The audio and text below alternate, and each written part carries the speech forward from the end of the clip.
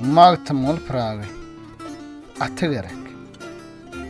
At kadanan goç şegidin oğul bedev atı gerek. Gelene karşı çıkmağı yağışı muhabbeti gerek. Mert gerek cepa çekmeğe. At gerek dere sökmeğe. Supraya ayıp nan dökmeğe. Köңlünün hümmeti gerek.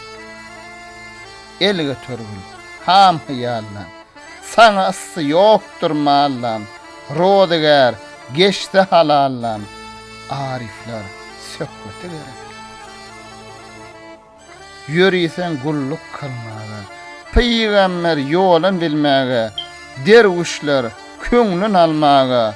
Elinne devleti gerek. Magtımlı bir gedaydır. Barşanı saklan Hudaydır.